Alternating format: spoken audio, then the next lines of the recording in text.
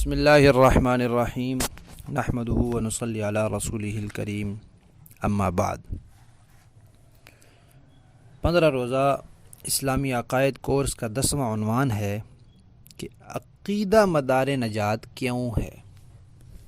اللہ تعالیٰ نے ہمیشہ کی نجات کا مدار عقیدے پر کیوں رکھا ہے کہ عقیدہ درست ہوگا تو ہمیشہ کی نجات ملے گی، عقیدہ درست نہیں ہوگا تو ہمیشہ کی نجات نصیب نہیں ہو سکتی۔ ایسا کیوں کیا ہے اللہ تعالیٰ نے؟ تو اس کی وجہ ہے، وجہ یہ ہے کہ اللہ تعالیٰ نے انسان کو پیدا کیا ہے ایک مقصد کی خاطر،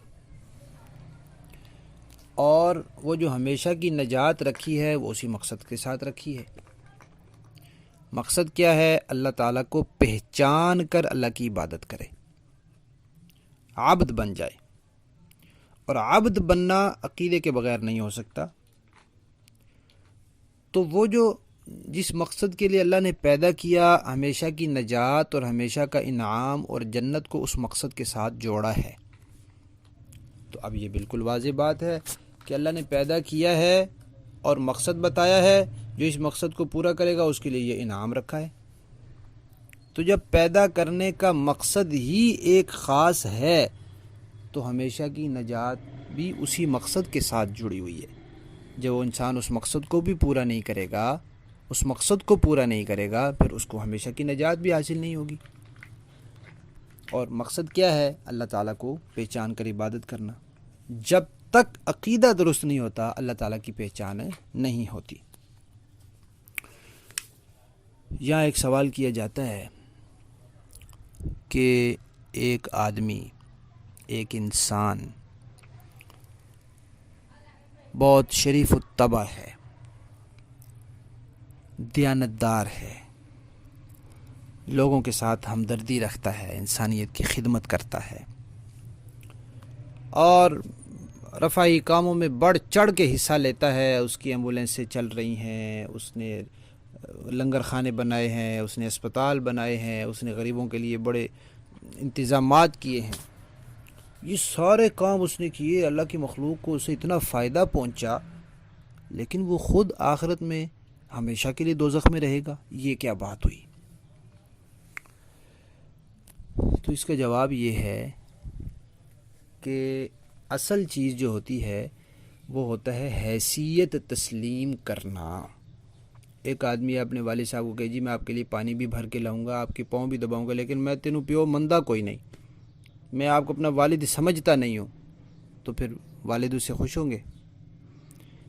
ایک شاگرد ہے، استاد کو کہے جی میں تمہیں استاد تو نہیں مانتا، لیکن میں آپ کے برتن بھی دھوؤں گا، میں آپ کے گھر کا سودا سلف بھی لاؤں گا۔ تو جب وہ دل سے اس کو استاد نہیں مانتا تو اس کے یہ کاموں کی کوئی حیثیت اور وقعت نہیں ہے۔ تو جب ایک بیٹا والد کی حیثیت تسلیم نہیں کرتا تو والد کے لیے جتنا مرضی کام کر لے اس کی کوئی حیثیت نہیں ہے۔ ایک شاگرد استاد کی حیثیت نہیں تسلیم کرتا تو اس کی جتنی مرضی ظاہری خدمت کر لے اس کی کوئی حیثیت نہیں ہے۔ حتیٰ کہ ایک ملک کا رہنے والا ایک آدمی بڑا باصلاحیت ہے، بڑا قابل ہے، بڑا ماہر سائنسدان ہے، اور اس سے ملک کو بڑا فائدہ پہنچ سکتا ہے، بڑی ترقی ہو سکتی ہے، لیکن وہ ملک کے آئین کو نہیں مانتا، اس سے بغاوت کرتا ہے، اس کی حیثیت کو نہیں تسلیم کرتا، تو وہ ملک اس کی خدمات کو نہیں دیکھتا، وہ کہتا ہے اس کو سزائے موت دو۔ دنیا کا ہر ملک یہی کہتا ہے۔ تو یہ ہر ملک یہ بات تسلیم کرتا ہے کہ اصل چیز جو ہے وہ حیثیت تسلیم کرنا ہے۔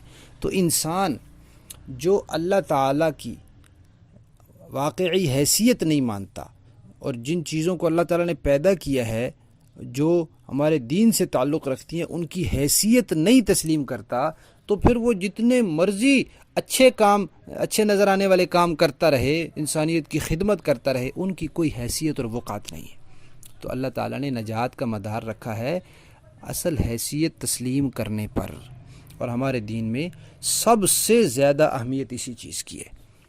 آپ دیکھیں تہجد کی نماز جو ہے وہ سنت ہے، آپ پڑھیں، لیکن اگر آپ اس کو فرض سمجھ کے پڑھیں تو یہ بدعت ہو جائے گی اور بجائے ثواب کے گناہ ہوگا۔ کیوں؟ آپ نے اس کی حیثیت کو بدل دیا۔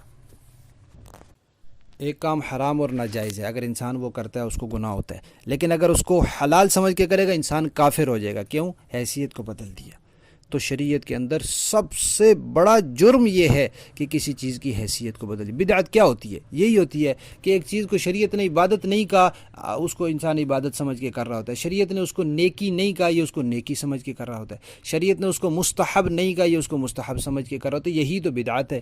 اس کو کام تو اچھا ہوتا ہے، اذان ہے، اب اچھا کام ہے، اللہ کی توحید ہے، حضور کی رسالت ہے، لیکن میں عید کی نماز سے پہلے اذان دوں تو یہ بدعت ہے. شریعت نے اس موقع پر نہیں بتائی اذان، میں اس کو ثواب سمجھ کے، نیکی سمجھ کے دے رہا ہوں، تو یہ بدعت ہے، اس کا وبال ہوگا.